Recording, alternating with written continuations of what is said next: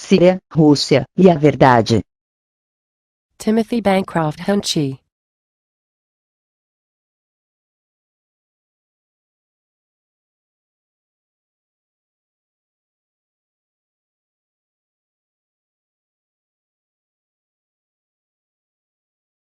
Conheça agora o grande medo da imprensa.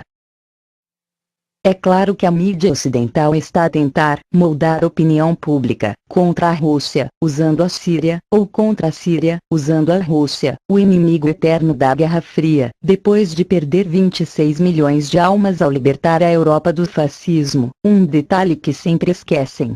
É o público ocidental realmente tão fácil de enganar?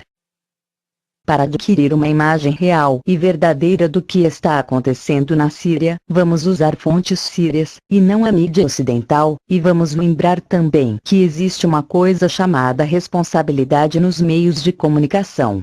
Em meus 35 anos como jornalista trabalhando nos meios de comunicação impressos e eletrônicos, e também na produção de documentários para a televisão, depois de trabalhar em jornais diários e semanais, revistas mensais e agências de notícias na internet, eu fiquei ao longo dos anos a par de informações que, se eu tivesse usado, teria destruído carreiras.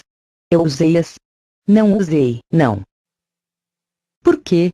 Porque eu acredito em algo chamado responsabilidade nos meios de comunicação, porque acredito que decência e bom jornalismo podem e devem trabalhar em conjunto.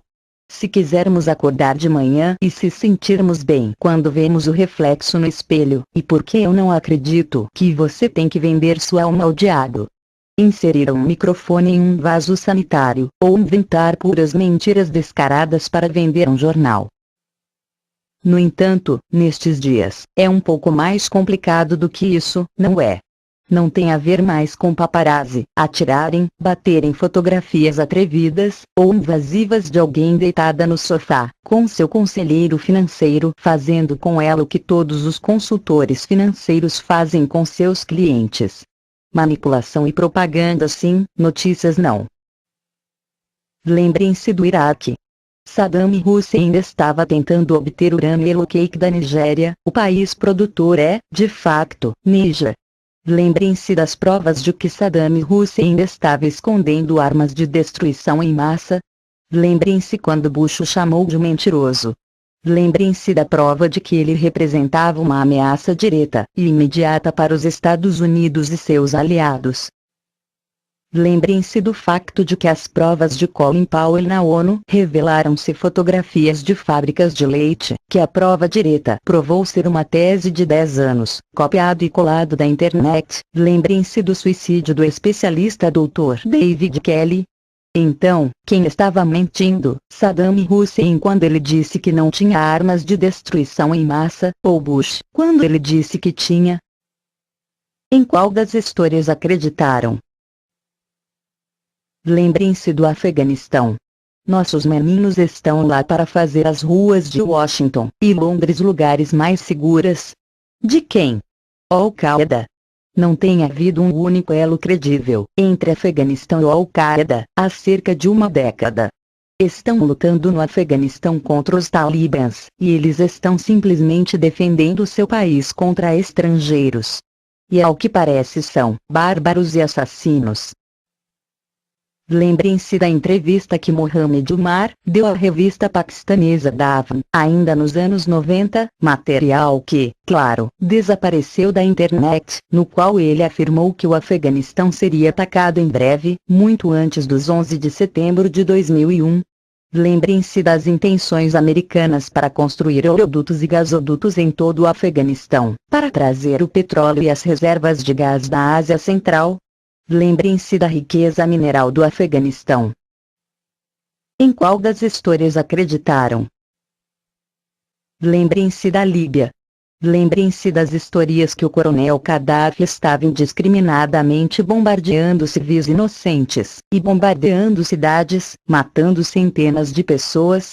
Lembrem-se de quando isso tudo foi provado ser uma carga de mentiras.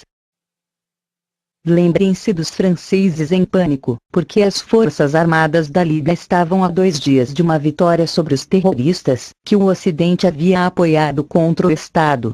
Lembrem-se o que esses terroristas fizeram. Cortaram os seios das mulheres, estupraram-nas, incendiaram prédios, assassinaram, empalaram meninos com barras de ferro, cortaram as gargantas dos negros e fizeram limpeza étnica. Lembrem-se quem os chamou de combatentes da liberdade, ou militantes, e aplaudiram o que eles fizeram. Lembrem-se da proposta da ONU para a concessão ao Muammar al-Gaddafi, com um prêmio especial por seu registro humanitário com seus projetos pan-africanos. Lembrem-se de seus sistemas de satélites que ele financiou trazendo telemedicina para o alcance de todos os africanos, por todo o continente. Lembrem-se de seu programa de aprendizagem, financiado por ele, para que africanos tivessem acesso ao conhecimento e para que não ficassem analfabetas digitais. Em qual das histórias acreditaram?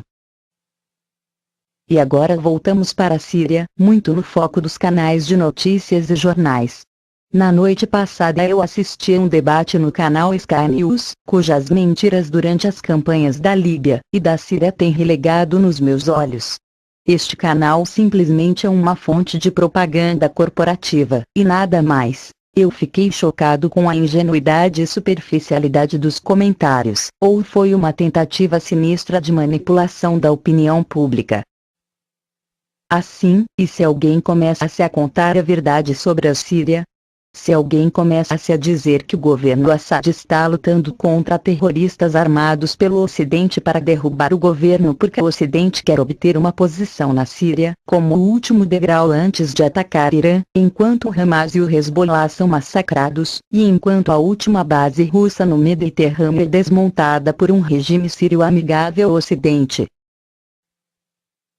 E se alguém começa a relatar os fatos a partir do interior da Síria, não conjecturando que todos os assassinatos são da responsabilidade das tropas do governo?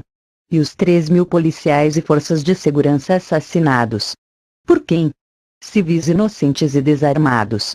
Como os civis desarmados na Líbia, suponho.